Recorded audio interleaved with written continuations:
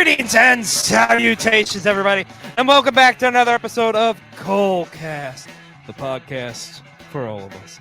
I'm XLJ, the OG, joined by my papa, Faja, whatever you want to call him. I call him the best Gout machine. How are you, buddy? I'm amazing. I'm thrilled. Daddy's home, and I'm ready to talk about Jersey Girl. Yeah, Yeah. the best Kevin Smith movie ever. We may omit that one, but that's okay. This is a little bit. But Jersey yes, Girl, motherfucker. As you can tell, I am so excited for this episode. This is one I was telling Gal I've been wanting to do this one for a long time because we're going to do a deep dive and we're going to talk about one of the greatest cinematic universes of all time. We're going to talk about the View Askewnuverse. Universe has to be your universe in New Jersey. Utes. So excited about this episode, though, because we are doing a deep dive on the View Askewnuverse. I think I said it right that time. Yeah. Yeah. But seriously, though, this is like one of my favorite, like, just universes of films, whatever you want to call it. Like, these films are so freaking good, man. I love these. I grew up on Kevin Smith movies. I love Kevin Smith. Kevin Smith is a national treasure. I've met Kevin Smith before. He's an incredible human being. Like, he's so awesome. Like, everything about him that you see, like, he's one of the most genuine celebrities I think if you ever meet him or see him or whatever. Kevin Smith is just true to the bone, and we're going to talk about this incredible universe of films that he's created. First and foremost, Gal, I got to ask you, what's some of your, like, what got you into the View Askewnuverse, and like, what are some of your earliest memories of Kevin Smith? I chimed in I would say late into the game with Jay and Silent Bob Strike Back because my friends were like talking about how great it was, and I was like, oh, well, let me check this out. And also the Clerks cartoon. Yes, we're going to talk about that. I watched the episodes when they aired. It was they only showed like 2 or 3 episodes. I watched those, and that's when I learned about Jay and Silent Bob. That's amazing. So you learned about Jay and Silent Bob from the cartoon. Mm-hmm. That only aired twice on ABC in like 2000. I just so happened to be like, oh, what's this? In the summertime. Like, literally, they didn't replay. Like, it's so funny that's how you discover them, because it's such an obscure moment in time for the View Askewnuverse, that cartoon that was on ABC in the summer of 2000. And it was picked up for 6 episodes and only aired 2. Only 2. Now we're done. I was ready and willing. I remember seeing like in a TV guide, like, okay, so this week is going to be the 3rd episode of Clerks, and then like right before that, I saw it, a headline popped up going, Clerks cartoon series canceled. Like, oh shit, I was enjoying this. Yeah, and that came out in a time frame too when like that was the Clerks cartoon too is way ahead of its time as well. Animation style alone. Mm-hmm. Many cartoons that came after that used like that style of like animation and drawing and stuff that was in like, you know, that was kind of a more adult formatted one, you know. Clone High. The Clone, that's funny you say that. Clone High was the first one I was thinking of, man. We are one. I was having some glitching there myself, just thinking of Clone High and Abraham Lincoln then hooking up with Joan of Arc, if you know, you know. But yeah, that Clerks cartoon, that's funny. That's your first memory of the Kevin Smith. So Jay and Silent Bob was the first flick you saw of theirs? Yeah, I saw that, and then I learned like, oh, there's a whole series of movies. So I went out, I rented Clerks, loved it, and then I just went ahead and just bought the DVDs to all the other movies. Dogma, I had Dogma on DVD. One of the cool kids. I still have it to this day. One of my prized possessions. Because it's hard to get. Like, you can't. It's not in print anymore. Like, and they've talked about re-releasing it and stuff, but Yeah, I don't think they're doing a Blu-ray on it just yet or something, but they've talked about it. I believe they are. I believe Kevin Smith got the Weinstein. Yeah, I think it's in the talk because the Weinsteins own it, unfortunately. But yeah, that will be coming soon, hopefully. And I know that they've talked about forever like a Dogma sequel. That's a little, we'll have to see what happens there.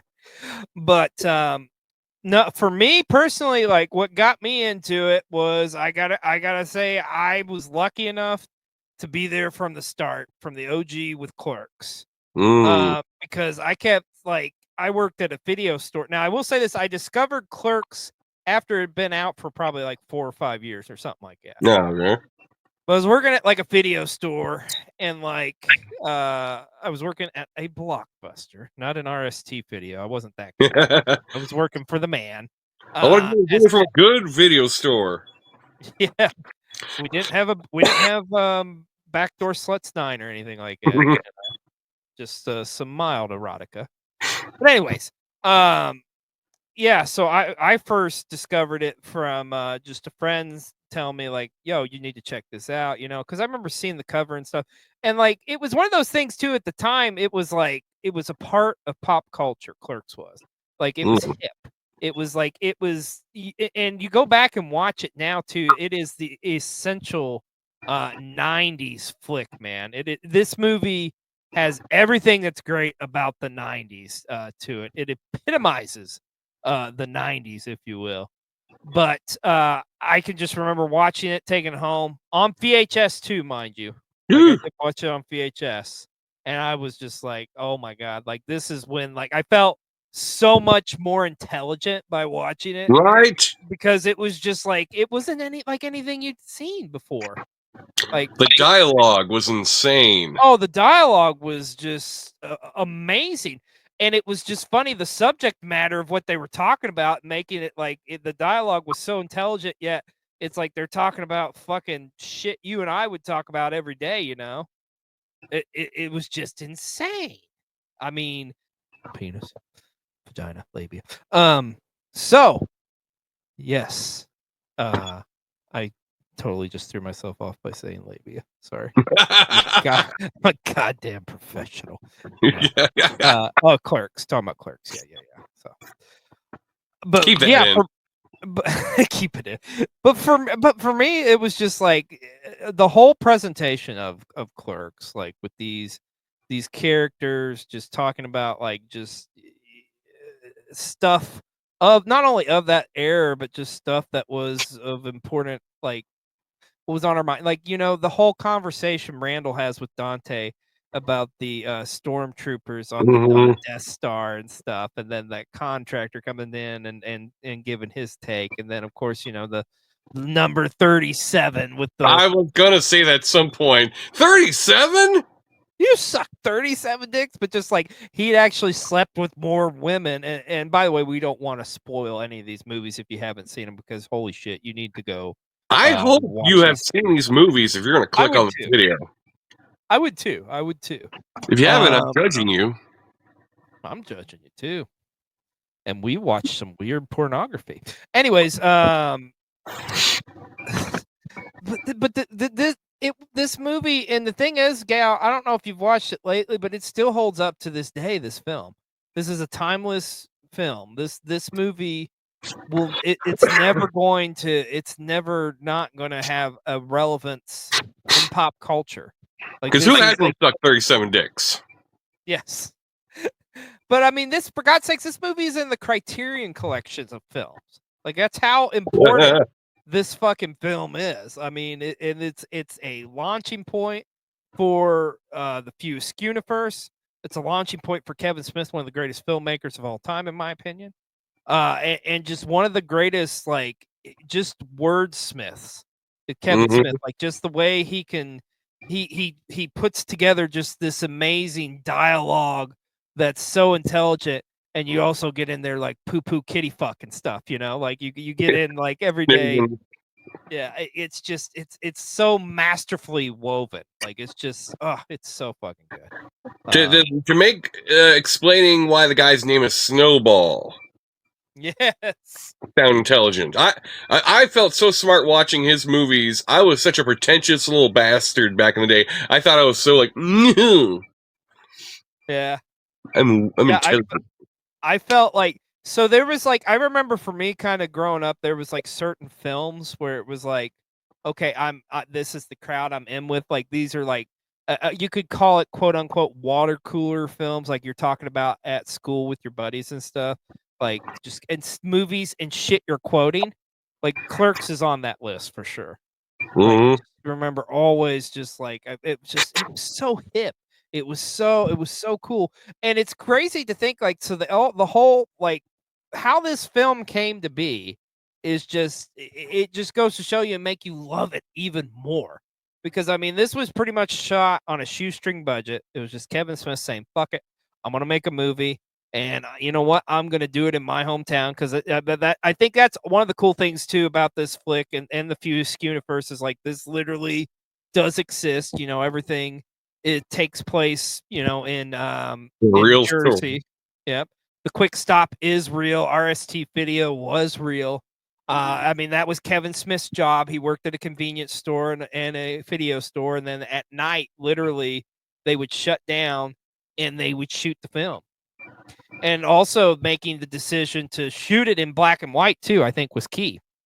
Because the thing is, people weren't doing everything was in color. Black and white was like non-existent in this time frame in the 90s, you know. Yeah. It was kind of like a gimmicky thing, you know, like, oh, okay, it's black and white.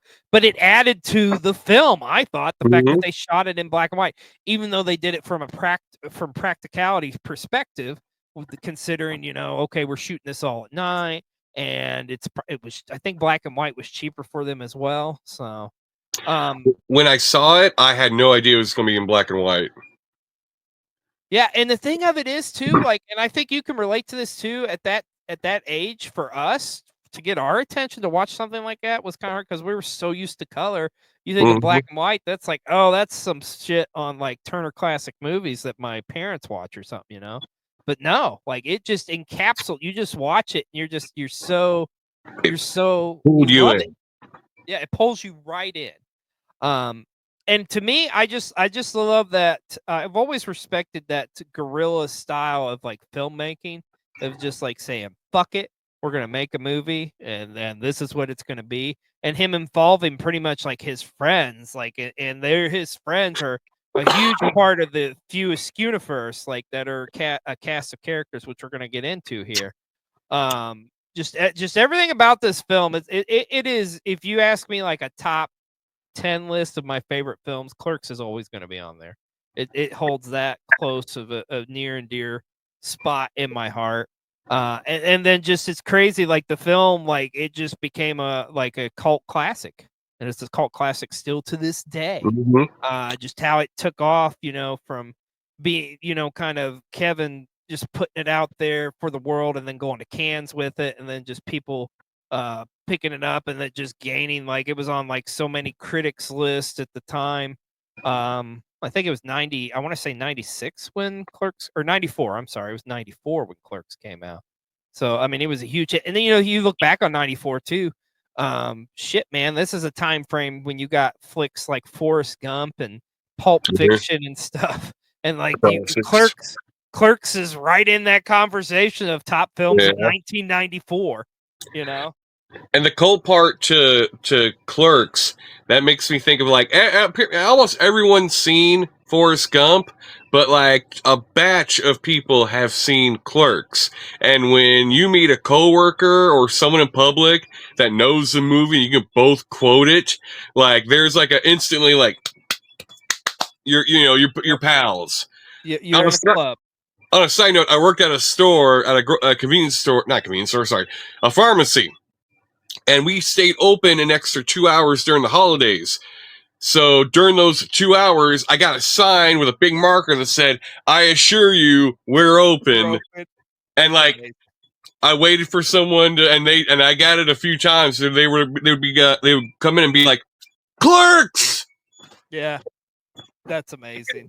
high five." Yes, one of us. But I mean, those characters What too. us? Like I mean, everybody. We loved Randall. because Randall was like doing and saying shit that we wanted to say, but we didn't have the balls to. Like Randall did not give a fuck. He had no filter whatsoever.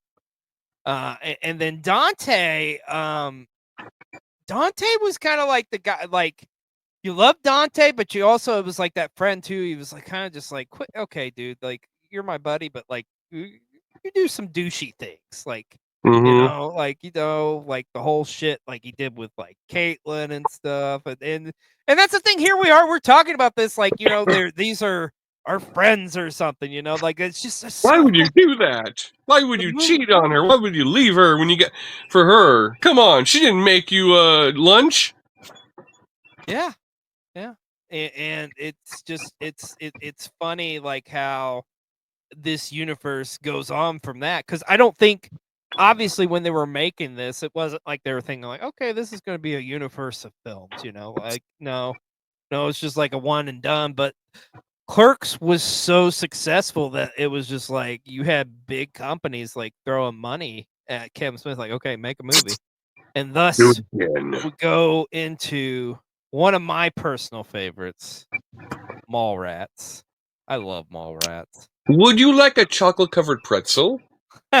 Say, and mall like, so the vision for that was essentially supposed to be like, okay, this needs to be the '90s Porky's, which I don't think it really lived up to that per se, but No, but no. but it doesn't matter. You didn't need that. It's just a good fucking movie. Mm-hmm. It's hilarious. It's a lot different. Well, it's slightly different than Clerks, because I feel like Clerks was kind of like the serious kind of comedy, so to speak, whereas Mallrats has got a lot more hijinks in it, but still with that classic Kevin Smith dialogue that we all know and love. And once again, what's cool to me about Mallrats is like they use such a young cast at that time, and bringing in people that weren't necessarily actors. One of my favorites, one of my favorite characters from Mallrats is Brody, of course played by Jason Lee, and nobody knew who the fuck Jason Lee was. Jason Lee was a skateboarder before he started doing acting and shit. Like he was actually a great skateboard. I didn't know that for years. Yeah. Yeah, it's crazy to think, but and now everybody thinks of him as an actor, but it all started, back here with Mallrats essentially. But great cast of characters in this one too. Like you bring back Jay and Silent Bob, of course. You don't have no Dante or no Randall or none of our other characters from Clerks in this one. You But get Dante in there for like a minute, but not the real, not the actor. oh yeah, Brian O'Halloran is in it as like on the game show that they do at the mall. But man, you talk about another time capsule type of film. That's what I love and respect so much about this one, because this is another one that encompasses the '90s. Like that whole and it's, to me, Gout, it's just a shame that kids these days and people, they don't even know what that experience was of like going to the mall and hanging out at the mall, and the mall was like it was the thing to do. Everything was there. Everyone you knew would be there. It's where you bought music at. It's where you bought the shirts for the music that you liked at. It's where you bought movies. Yep. Great food at the food court, and Oh shit. my god, Sabaros. Come on. Who did not get diarrhea from Sabaros? That's facts. Yep, I've had Jersey girl, motherfucker. Continue. it. Continue. But this also too kind of really expands the View Askewnuverse with other characters coming into it as well. Like you get the introduction of oh god, I'm trying to think of his name. Like was it Will? I think the guy, the bigger actor. I can't think of his name. That's terrible. He's been in a couple of the Affleck. Ben Affleck's in it too. Yeah, Ben Affleck's Yeah. in it. Shannon Doherty's in it. Yeah. Fuck. Yeah, Michael Rooker is in the Mallrats. And of course the late great Stan Lee, which was like a dream for Kevin Smith to work with. The OG cameo. Yes, because this is like when Stan Lee was still, heavily involved with the comics and shit. But this movie's so awesome, and like I say, it encompasses everything about the '90s. You have I just love the opening scene of the opening with like the different comic book covers of the characters that are in this and stuff, and it encapsulates like the comic book genre and the covers and stuff. You know, kind of like what we talked about on the Image episode we did on Colecast. Like it encompasses that so much of those artists of that time. Just the opening on this. You have the DVD of this, right? What's that? You have the DVD to this one, right? I do. I sure do. Yep. I love that there's like a robot in the menu, and you click on the robot's head because of highlights, and they're just making fun of you for clicking on it. Like, what, you thought you found an Easter egg? Go get a hobby, go get a job or something. Yeah. Yeah, it's like, and I love that too when you had the DVDs that had like the fun little Easter eggs and shit like that. Mm-hmm. Oh God, man, that's gonna bug me. Like, leave us a comment if you remember, like Ethan Suplee. Never mind, I remembered it. Ethan Suplee playing William. Thank God. Because it's like I love the line where it's like the kid comes up and is like, "Oh, it's a scooter." He's looking at one of those pictures where you can't like it's 3D. And like that's his whole story arc, the whole fucking movie. And then like they're like, "It's a scooter," and he's like, "Ha ha, you dumb bastard!" Like, you know what? The Easter Bunny isn't real.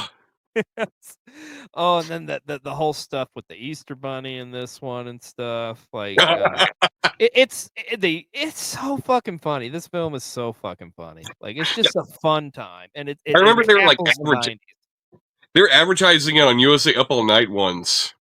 Oh, really? Okay. Yeah, they had like the cast there. I forgot who they were talking to, and they were like talking about like, yeah, make sure to see Mallrats in theaters. Like, what's Mallrats? What's Mallrats? But the cast was great on this one. Joey Lauren Adams in this one as well. You know, just it's a good fucking movie, man. Like I can't like, and the funny thing is, this came out and it was considered a bomb because of the amount of money, and it just didn't do well in theaters. But it's another one that just became an instant cult classic. Classic. I owned it. Yeah, I mean it's Mallrats is just like I say. If you was to say, hey, show me like 7 films that encompass the 90s, it would probably be these first 3 View Askewnuverse movies I would show you. And Femalian 2. Touche. If you know, you know. If you know, you know.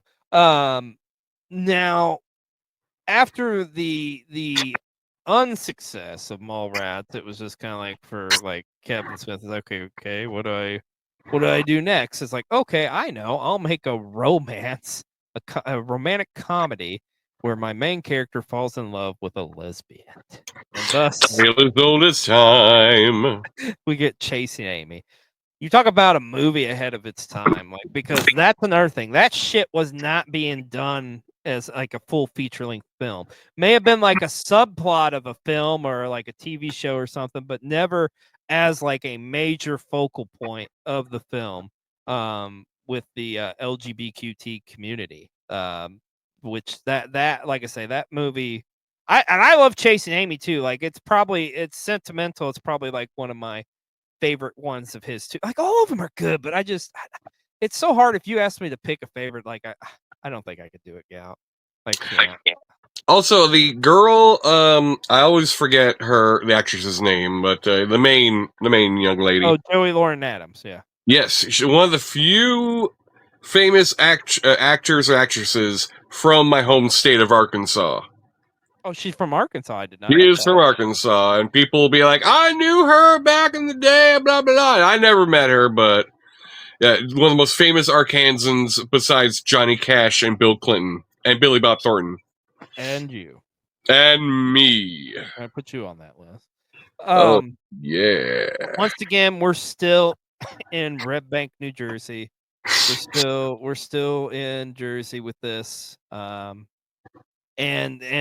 this primarily focuses on some comic book creators, of course, played by Ben Affleck, and we get Jason Lee back in this. So Jason Lee played 2 iconic characters in the View Askewnuverse as, of course, Brody and Banky Edwards. Of course, Ben Affleck playing Holden McNeil. They are the creators of like a comic book, which is Blunt Man and Chronic. Whoa. Banky's not the creator. He's a tracer. Tracer, yes. No, he doesn't. He didn't draw. He's a tracer. Tracer. He just traces. And I loved how that was an ongoing joke.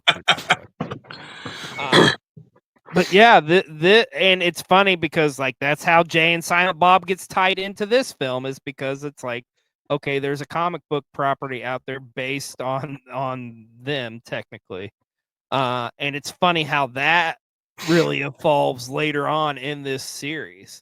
Because once again, still at this point, it's like Kevin's just making flicks, There's just like, I just wanted this one I want to make about. Like, I don't think you really get the true universe until like the next couple ones.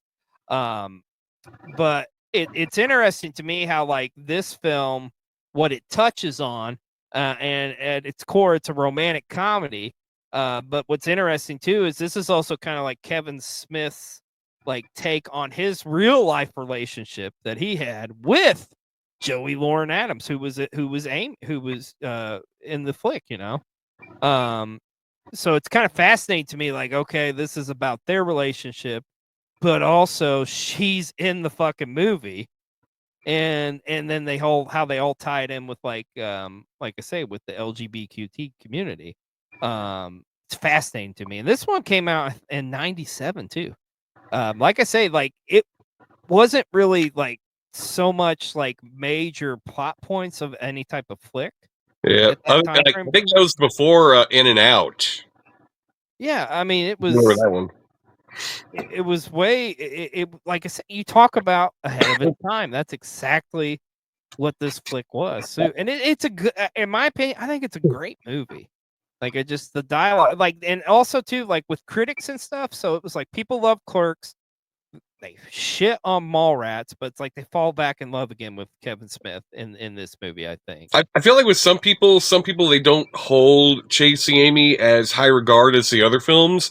Like I know a lot of people who've seen all of them, but Chasing Amy for some reason, and I feel like they are missing out on a great movie. Oh yeah, absolutely. I will punch you if you have not seen this movie.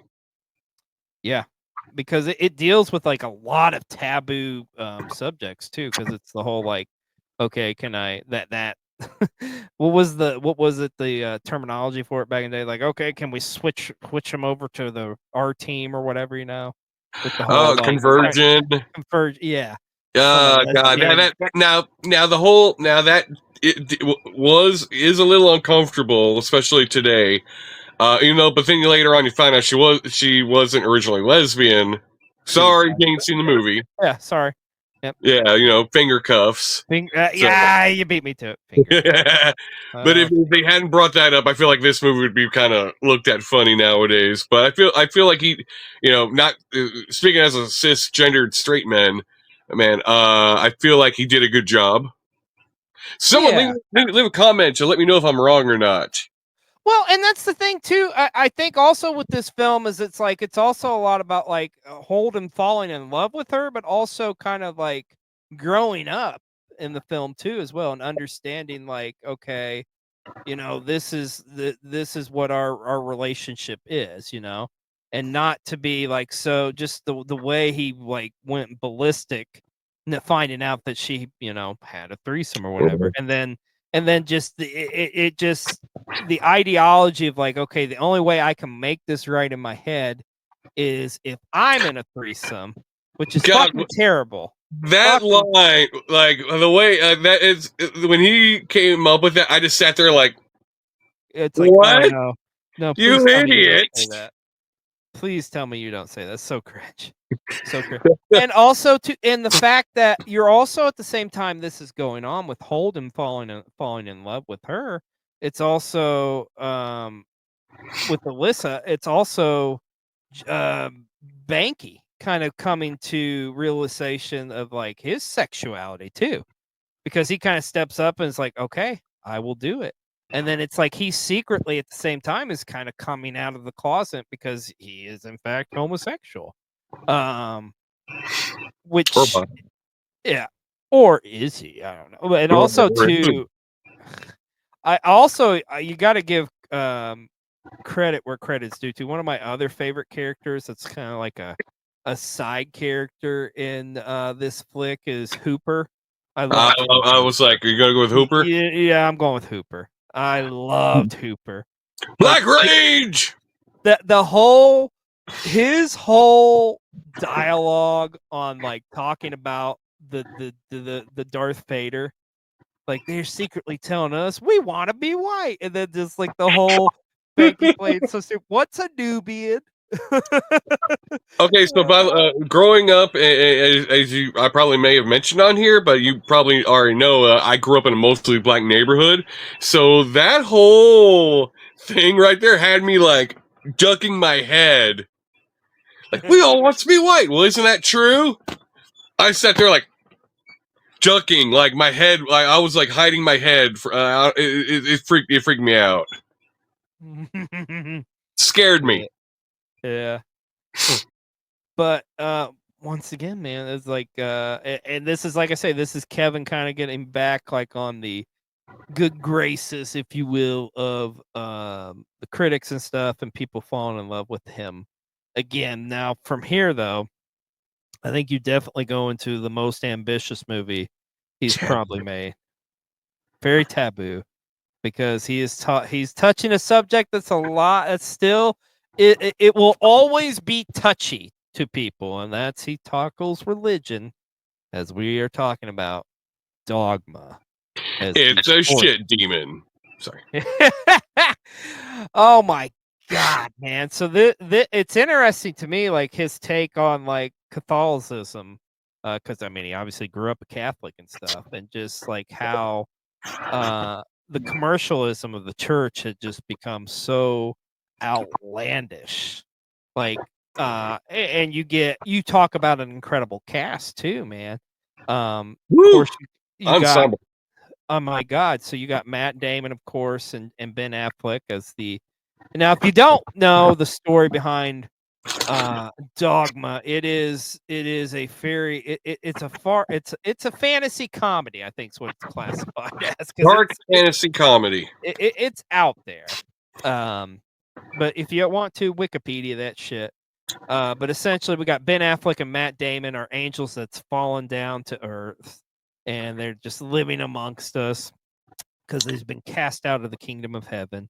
But now there's this movement happening in the Catholic religion, Catholicism, wow, as they now introduced a new idol in Buddy Christ. Yes, Buddy Christ. It's as if we rehearsed this, but we didn't. And also, one of my all-time favorite comedians, George Carlin, his introduction into this universe, just as him paying the Catholic minister. Oh my god, it's so good. Start him young. Oh, if only we just like the cigarette company. Oh, if only we had their numbers. Also, like the main character in this one is somebody who I don't think gets talked about nearly as much. I fell in love with this person in the 80s because I loved Fishing Quest. I'm talking about Linda Florentina is in this too as well. Yes, because she's kind of like the she's kind of the glue of this movie, really, if you think about it. Because she's kind of going through this thing of like question Catholicism and stuff, and then she's also kind of like carrying like the next Jesus, more or less. Yeah, thank you. Yes. And then of course you've also got the great Alan Rickman's in this film. Oh my god. The Metatron. Alan Rickman's so great.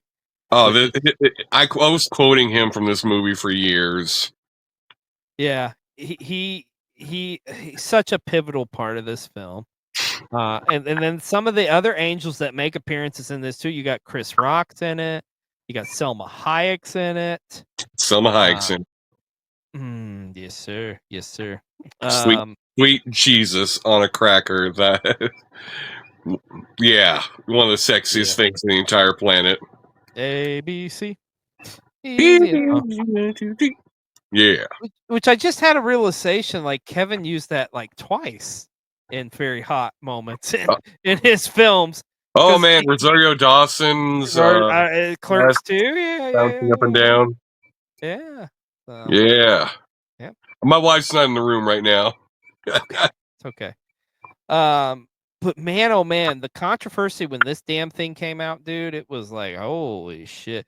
And it was so different from every other Kevin Smith film that he's done. And of course, also, we've got a returning Jay and Silent Bob in this. Once again, that is literally the glue of the View Askewnuverse is Jay and Silent Bob because they're in all of these films. No And ticket. and it's funny how like what was it like? Do you remember the story with them? They ended up in out of Jersey. They were someone on a bus or something. They just so happened to be in like was it Chicago or something like that, I think. We were at a. I forget. I completely forgot why they were there. I think he wanted to make a profit, Yeah. and they were at a an abortion clinic or defending abortion clinic. I don't know. Sounds about right. And then like it's the whole they get dragged into it because they're like they're protectors essentially of Bethany as she pretty much it's just kind of like a crazy kind of like a road trip type of like thing. She goes on this journey and then you got Affleck and Matt Damon chasing them down because there's these awful evil angels. Also, too, this film does introduce us to the Golden Calf itself, movies. The first time we get introduced to movies is in, which is movies is a huge part of the View Askewnuverse. That scene in the boardroom with Matt Damon and Ben Affleck with that is such a memorable fucked up scene. Oh my god, yeah, you're telling me. And then like What grow on? What a climax too with this flick too as well. And then you literally have God coming down and God's being played by none other than Alanis Morissette. Alanis Morissette plays God in this movie. After all the other shit we just said, I feel like if someone peeped in and heard us describe this movie, they would think we're lying. Yeah. It all happened. It did. It did. And you can see it. I don't know if it's available for streaming, but like it's out You there. probably find it on YouTube, maybe like a bad copy of it. Probably, yeah. Yeah, but this is a move like this was probably like I think Kevin did a lot of great like smart stuff, but I think this was like his most intelligent like film he did. Just because of just like the subject matter and the way he touches it, the way he talks about it. And it's like he said, it's like people are up in arms, but it's just like this is a movie about with a shit demon in it because there's literally a shit demon. It's a shit demon. Once again, Jason Lee's in this as well. Oh yeah, Azrael. Yeah, Azrael. Yep. That's just such a good fucking movie. I mean, Chris Rock, like we said, playing Rufus. He was like the 13th apostle. It's just everything about this flick is so fucking good. Well, I'm so impressed with how much I remember from all these movies right now because a lot of them I've not seen in years at this point, but they're in my heart. Right, and here's the thing too. You've said it before, like you're a horror guy strictly. Like you just do horror, but that's the impact that like these movies had is just like they're so appealing to people like us. It's just like, and we just love and adore this universe. The View Askewnuverse, also Shawshank Redemption, and softcore porn, just right here. You gotta love it. So at this point, like Kevin's just like, okay, you know what, fuck it. Like I after all the bullshit he went through, because people, obviously the Catholic Church, revolting this movie and like showing up in droves to just like get this movie banned or whatever, and all the bullshit he went through is just like, I just want to do something fun. I just want to do something silly, and thus Jay and Silent Bob Strike Back is born because like this right here, Jay and Silent Bob Strike Back, like it's nothing like it's just silly. It's silly fun. That's all. It's not intelligent. It's not something you watch and you feel pretentious afterwards. It is just ridiculous, silly fun, like an adult version of like Ernest Goes to Jail. Yes, exactly. Like, and this to me is like the love letter to all of his fans too. And I think this is kind of, in my opinion, this is where the universe really starts to get formed. The View Askewnuverse really starts to get formed because you have all these cameos of these characters, and we kind of see how they've progressed. You know, we've got, of course, we get to see Dante's back along with Randall, and they're at the quick stop. So, and we haven't really seen them like on the big screen until Jay and Silent Bob Strikes Back. You also find out kind of like what Brody's up to. You also see what Holden McNeil and Banky's up to. And that's a big part of the film, is because Jay and Silent Bob essentially, they have to go to Hollywood because they want to stop this movie getting made that is based on their likeness from the comic books, Blunt Man and Chronic. Because that was a thing too, man, in this time frame too. Mhm. Comic book properties, whether it was Marvel or Starting to DC, if it was a get up. comic book, it was getting turned into a fucking movie no matter what. So it ties in with that time frame as well too. But just the cast of characters, all these side characters. Speaking of which, there's some unsung heroes I think we haven't mentioned yet, that are friends with Kevin in real life. You know, you got to talk about Walt Flanagan, and then Brian. Oh my God, I don't. Columbus. Yeah, of course, playing like, you tell him Steve You Dave. know, Steve Dave. I think of that every day. Right? Oh man, they were like great side characters in these flicks, man. Um, but this though, like this is, I think Kevin even said one time, like, this is essentially like, you know what, fuck it, I'm gonna do like the Muppets movie, but with Jay and Silent Bob going on a road trip, and that's essentially what this is. It's a road trip. You come across all this cast of and you got all these other great characters that's not in the View Askewnuverse, but like that have been working with Kevin throughout the years. You know, cameos from people who he loves and adore. Everybody from George Carlin to Carrie Fisher to Harry Mark Fisher. Hamill's in this. I'll take a shot in the mouth. Do you live by the book? I guess I got to. The also too, some other people introduced in this too. Will Ferrell is in Ferrell? Jay and Silent Bob. A monkey Shannon shot me in the ass. The irony. oh, as the marshal, the what was it? The marshal, wildlife marshal, Will and Holly. Yeah. Um, and then you get, of course, the introduction of Shannon Elizabeth. Mm, Also, Kevin Smith's wife is in this too. As yeah. well. This is kind of where she starts showing up and making appearances. Also, too, Kevin's daughter is in this movie The as well beginning. as baby Silent Bob. Yeah. Fuck. Motherfucker, smoking weed, doing coke, drinking beers, Beers, rolling fatty, smoking blunts. Who smokes some Who blunts? smokes We blunts? smoking blunts. Rolling blunts. Smoking them. $15, little man. Put that Put shit that in shit my in my hand. hand. If that If money that money doesn't show doesn't me, show, then you only owe me. I got my junk of junk of love. love. Oh, we Oh, see. We could just go on and on. But I just, this was like a love letter, not only to like Kevin Smith fans, but just everything like Kevin Smith loved and adored, and people he worked with. I'm missing so many people I'm not mentioning. The guy from the Drew Carey show and also Office Diedrich Space Bader. in there. Diedrich Bader's in there. When they offer to suck his dick and he goes, make it fast but sexy. Yeah. And when you're done, Yeah. say, "Oh, what a lovely tea party." Oh My what a favorite line ever. yes. You also like Tracy Morgan's in this, John Stewart's in it. God, man. Of course, like the usuals, like Scott Moser, who was a producer with Kevin a lot. He's in it as some cameos.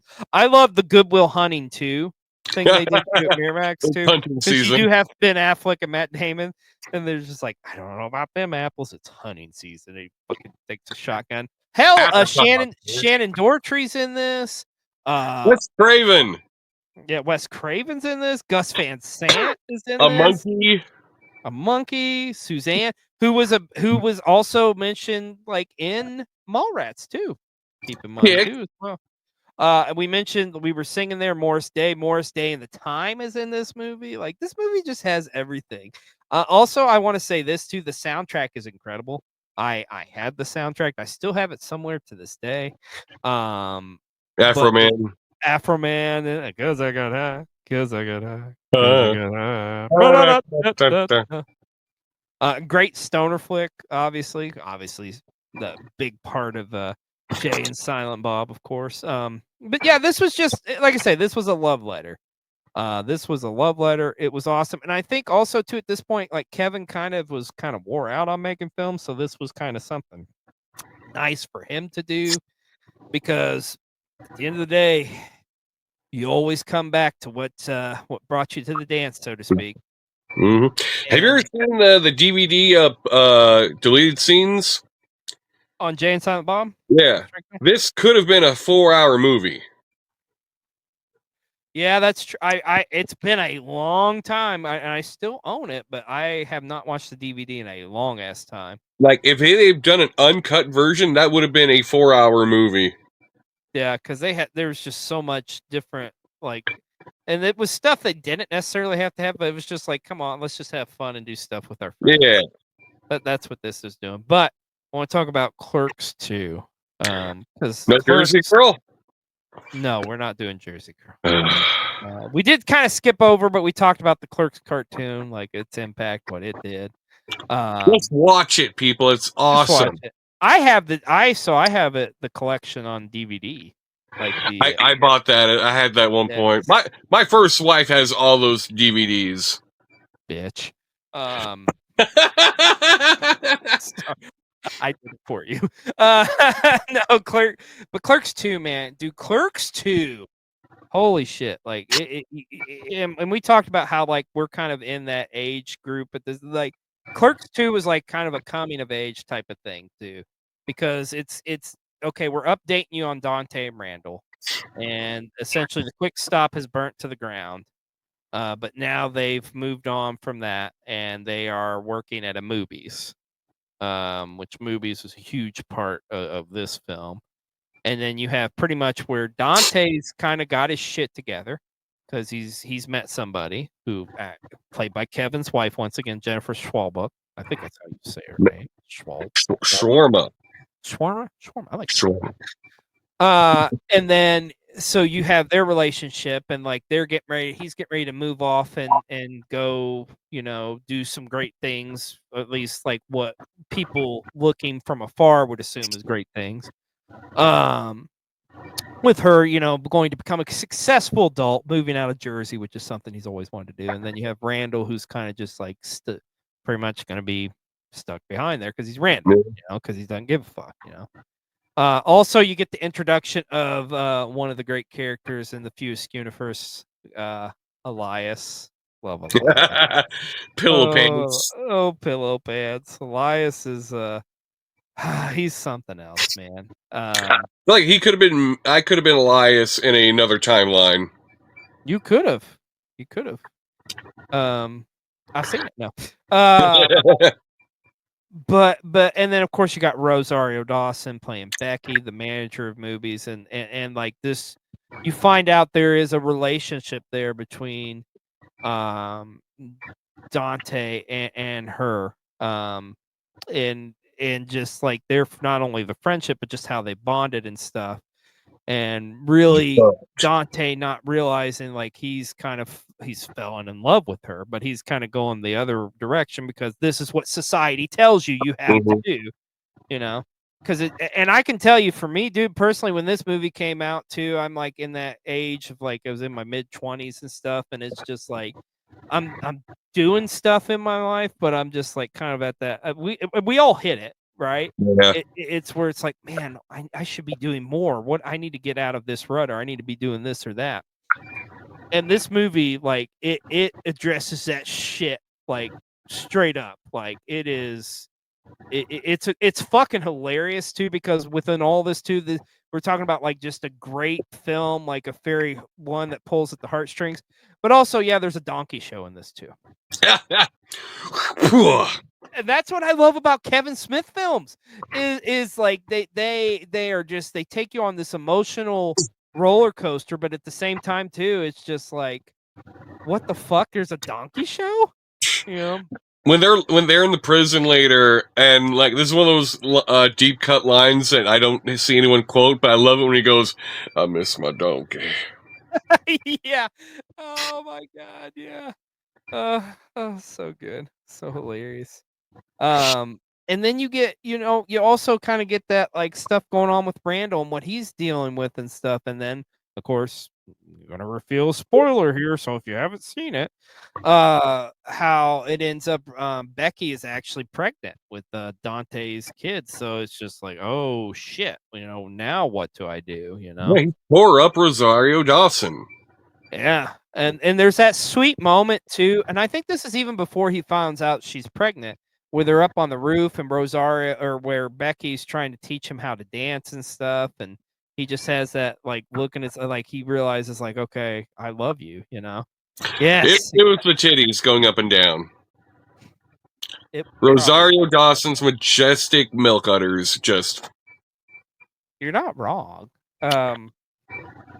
Which and so then he has this kind of like, oh my god, like I she's pregnant, but like I have my life ahead of me. I'm gonna get married to this beautiful woman and like, go on and do these great things. And at the same time too, his best friend Randall's like right here kind of going through his own shit, and he's like, man, you're my best friend, you're leaving me, like what the fuck. And Randall, being Randall, the cynical one, but he has like some touching moments in this flick too, as well. Like that moment where they're in the prison, like, and they're talking about like, what Dante's like coming to this realization of like what I'm supposed to do. This is my destiny, blah blah blah. And then Randall kind of just waking him up to reality. It's like, what the fuck? You don't have to do what society says. You don't have to You fucking want to do what you want. And what would I do? Well, I would buy the quick stop and open it up. And of course, once again, Jay and Silent Bob's in this one too. do. The great and they have, and I love how they tie it into like, well, we got all this movie money from Blunt Man and Chronic, so it's like they pretty much give them the money essentially to buy the quick stop. And then Dante has this realization of moment of like, okay, this is what really makes me happy. This is going to make me happy. I'm going to be here with my best friend. And it's one of those things too where you fantasize about like what could be, right? And what these big plans you have for your life. And then you realize what you was looking for was right there in front of your face. And it was there in his hometown. So that's what I loved about this movie, how this like all tied in pretty much. I would have thought the Um, exact same thing if Rosario's boobs are bouncing in front of me. but it's this one's such, like I say, this is probably another one of my personal favorites. I mean, I love them all, but like just this one is, it really hits home. And then that moment at the end of it where they're pretty much in the quick stop and it goes to black and white, and it's just like, it's so fucking good. And like you could have ended like stuff there, but the last two entries I will say I think are very important in the View Askewnuverse. Well, maybe not no so much the next one though, because let's talk about Jay and Silent Bob reboot. I think this was Kevin just once again wanting to just do something fun. He want to have fun, give the fans something. He gave the Yeah. like the cameos in this thing is insane, but like gave the fans something, like one last hurrah. Yeah, and you also kind of develop a lot of the heart of this movie is really kind of the coming of age of Jay as well, because like this is like Jay finds out he's a father, which he finds out he actually had a kid with Justice, who was Shannon Elizabeth in the Jay and Silent Bob Strike Back, and this very much like the whole title of it being a reboot. It's very much a lot of the key storylines are from Jay and Silent Bob Strike Back. Yeah. But this is once again, this is a love letter to the View Askewnuverse. The amount of cameos, like you say, it's just ungodly. Once again, we got Brian O'Halloran as Dante's back in it. We got Randall's back in it as well. Also, one thing I love too about this dude, was the cameo of Matt Damon coming back as one of the angels from Dogma. I thought that was hilarious. I was like, oh, okay, yeah. And I think also too with this, because Kevin had kind of like went off and done some kind of different type of projects that was out there, done some horror stuff, like Yeah, Red Snake. He'd done Tusk, and also I think a huge heart of this too as well. It's not only Jay's coming of age story, but also a lot of it too for a chance to really get to work with his daughter. yeah. Harley, because Harley's a huge part of it, because Harley plays Jay's daughter in this flick too. By the way, one of my favorite lines in this movie is where they're talking about Chris Hemsworth, and she was like, "He can leave me Thor." Yeah, yeah. I at this point too, because Kevin, like people, like before, it was just kind of like a core group of us knew about the View Askewnuverse, but at this point, when they do reboot, it's like everybody's pretty familiar with like Jay and Silent Bob. I mean, Jay and Silent Bob are like they're pop culture icons essentially. I mean, Bigger than Oprah. yeah, for God's sakes, you could go to Spirit Halloween and get their costumes if you wanted to. And also it cashes in on the whole stuff with rebooting movies, which they fucking do all the time, and talked about the reboot versus remake, etc., etc. It's a fun movie. Like this is a fun movie. I'm happy the whole glad. time. I was too, because it's like I didn't think we would necessarily get this again, but it's just a fun flick is the best way. If you're a fan of the universe, like once again, this is another love letter from Kevin Smith, man. It's just it's a solid, good, fun time. But as we round out the View Askewnuverse, Jersey Girl. they're not talking Jersey Girl. This one's still hard for me to watch. Clerks 3. Clerks it's good, but it's just it's a realization of things of like what you're pretty much your life, because at this point, like this is like I don't think I was expecting what was going to go down in this movie to go down. I did not. No one told me nothing. Yeah, and it was I still tear up like watching it to this day. It's hard. This is one of the ones I don't watch as much just because it's a hard pill to swallow, but I think this was something not only we needed to see, like for that age period, for us being in that the age we are now, but also for Kevin Smith too as well, because Kevin almost dying, having a serious heart attack and getting his life back on track and stuff. So pretty much we're following up. We're crazy. It's crazy to think, but it's like 15 years after Dante and Randall had bought the Quick Stop, and it's just pretty much like kind of like there's parts of this too that kind of are throwbacks to the original. Like I love how the movie starts off with them playing on top of the roof, like they're playing street hockey and stuff. And of course they've got Elias is working for them. Still loves Jesus. Still there. But you have this, Randall ends up like having a widowmaker heart attack, which if you know, like that's like game over, man. Mm-hmm. But somehow he survives, and he does not have a big penis. He does have, yeah. You find out he doesn't have a big penis. I know it's just one of the saddest parts now. And then it's like he decides, like, okay, I got to do something with my life. So what am I going to do? I'm going to make a movie. So now it's like things are coming full circle, essentially. So it's like, okay, he's essentially in the role like that Kevin Smith was in real life in his 20s, essentially. He's like, I'm going to make a movie about working at the store.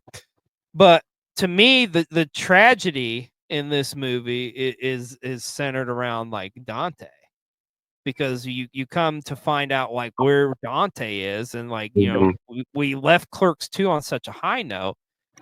You find out that Becky actually ends up dying in a car crash, and this was even before they had their kid. So he pretty much lost the love of his life, and he lost his kid that he never met. And it's just he's never he's never able to truly recover from it, man. And he's just like he's dwindling away at the quick stop pretty much, just like, what the fuck am I doing? Once again, kind of back in this, like, he had his happiness, he had his moment, and it was just ripped away from him. And he's just like, internally, he's just like suffering, because it even shows like flashbacks throughout, and he's still like so emotionally attached to her and stuff, because she was the love of his life. But there's also something kind of beautiful and poetic about it too, because it's like, the thing of it is, yeah, it sucks. It was such short-lived, but he got something that not many of us ever get to say, is to find the true love of your life, you know? And even though it was for like a short period of time, still, um, just the tragedy of that, man. It's so tough to watch. Better to have loved and lost than to have never loved at all. There you go. And then, we got once again a slew of cameos in this one too, and a lot of throwbacks to the original too, because we also get an appearance from Dante's girlfriend in the original, God, Veronica. I love that scene. I love that scene. Oh, Like, it's so good, and that's kind of a cool thing, a cool moment they have too, because they had something great like in the first one, and it just kind of ties them all together, so to speak. spoiler, they fuck. They do fuck, yes, yes. Um, but just, dude, like, how this one ends, fuck, this is sad. Oh, Because essentially they get, like, Dante goes out, gets a loan from his ex, who he was gonna marry, Kevin Smith's wife in from Clerks 2. I'm trying to think of who her name was in that, and I Madame cannot. Shawarma. There we go. We'll go with that. And then just to go from that to the to borrow that money and stuff, like, it just like it was gut wrenching for him to like ask and do that, but he did it for his friend. And then Randall, being Randall, just going on and just being like, as he can come across as I don't want to say narcissistic, but just kind of like he's in his own world, so to speak, and not realizing like what all he did. And then like there's this pivotal moment in the movie where they're going to go to movies and shoot and recreate the donkey sing, and it hits Dante like a ton of bricks, just because he has not been in that movies, since he lost Becky, pretty much. Mm.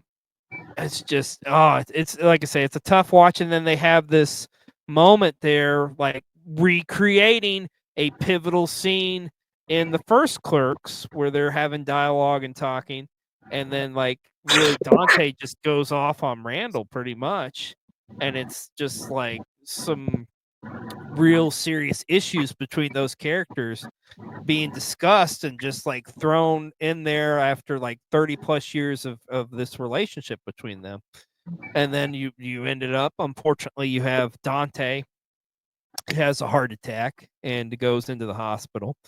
And then Randall does end up finishing the movie, and he shows it to Dante, and it's just like, it shows you clips of like the old Clerks, and it's so touching and stuff. And you're just like, oh yeah, yeah. And then just like that, Dante's gone. One thing that gets me every time and tugs at me is when they're at the funeral home, or they're at the gravesite, I should say.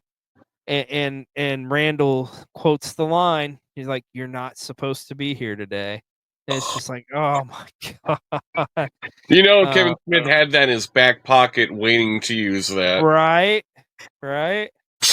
And then like hijinks and like ensue from like where there's a sub storyline in here where Elias and his buddy are like selling these NFT fucking kites or Yes. whatever, and they end up making all this money, and they give it to Randall so they can keep the store, because of course Dante's ex comes back, and it's just like, okay, I own half the Quick Stop now because he's dead.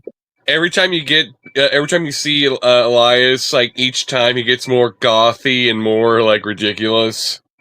Yeah. Yes, very much so. Um, and then one thing is with this movie, watch it all the way through and watch the end credits too, because Kevin Smith has like a voiceover and he kind of explains some things. And to me, it's very pivotal, like for me, like for these characters, because you find out essentially, Randall essentially goes on to have the same type of career that Kevin Smith had in real life, where he's this famous director and stuff. But at the same time, too, he also continues to work at the Quick Stop and own the Quick Stop. And there's this like touching thing where Randall's like being quoted as saying something where it's like, you know what? For the longest time, I was just like, I hate the customers, but really the customers is what was core about the um just the experience of working in like of his life and like for the motivation for the movies and stuff he continued to make and shit. So it's just a really cool coming of age type of thing. And we could go on and on about the Yeah. View Askewnuverse, man, but just we wanted to kind of touch on these movies and kind of tell you our thoughts and our experiences and our like why we hold them so close and near and dear to us. Could do a full hour just on Jersey Girl. I was waiting for it. Jersey Girl! Jersey Girl. Now, one thing is like, here's the thing. Like, just when you think this universe is over, it's not necessarily, because for the longest time they have been talking about doing a sequel to Mallrats, and that's not official, but it seems like it's the closest it's ever been to being made. Which they're talking about calling it the Twilight of the Mallrats. Which Beautiful. I think that would be a fascinating film, not only because I want to see these characters, but also because like a pivotal point of the movie was the mall. Like that was a huge character, and we both know malls are non-existent for the most part Yep, they're anymore. pointless. They're dying out. You might have like one store open in the whole building. Yeah. So it's that'll be interesting to see and like see where those characters are too. But I'm telling you, Gout, for my money's worth, like I can't think of like a cinematic universe of films where I felt so connected to the characters. Because that's the thing. It's not like they're not doing like, this isn't the MCU, baby. This isn't like DC. This isn't like, Hey, the DC, I monster. got nothing in common with Wonder Woman. I'm not Gal Gadot. Gadot. But I do have a lot in common with Randall going to like a better movie store than the one you run and operate, because you want to get some of the other good shit. Just saying. Been there, done that, got the t-shirt. But I've man, eaten a shit covered chocolate pretzel. you have? Oh, okay. What it tastes like? Chocolate. Chocolate. Um, so as we're wrapping up this episode of Colecast, I want to ask you, what was your like overall, what do you think is the legacy of the View Askewnuverse and what it meant to you? Kevin Smith made. How can I put this? Like, I don't even think he even knew what he was doing. He came up with brilliant characters with brilliant dialogue that brought people together. Like when he goes on tour to show these movies, Yeah. you all love his films and you're all going to be buddies. I've made friends over these movies. I've had relationships because of these movies. And I don't think the planets aligned and he was able to do this. So he must be one of the greatest human beings on the planet. I totally agree with that. I think you hit it spot on, my friend. Just man, everything, like I say, everything about like his flicks and stuff, like you say, he didn't necessarily start off on planning it. I don't think it was just like, hey, I just want to make movies, man. He was inspired by a film. I don't know if we mentioned this, Slackers, which was a film there in the '80s, and it was just strictly about like the film throughout is just like about like miscellaneous stories intertwined, and mostly it was focused on dialogue. So I think at the end of the day, like Kevin Smith is our like he is a filmmaker for the fans, like us. He knows what we like. He know, and yes, there's other filmmakers out there who can claim that fame, but not like Kevin Smith just got that down to earth touch that nobody else really has. He knows the people. He's one of us. He's literally one of us. and we're one of him. And I can't thank that man enough for everything he's given to us. I want to snowball him. I would snowball him too, my friend. Thank you, Kevin Smith. Thank you all, the View Askewnuverse, for giving us such amazing films in all pop culture. Well, that is going to wrap it up for this episode of Colecast. I'm XLJ the OG. This is Best Gout. You have any closing words, my friend? Jersey girl! There you go. Thank you again for watching. And don't forget to hit that like and subscribe button. Thank you. Thank you. Follow me. Follow me on everything. Do it. Do it now. We love you, Kevin Smith.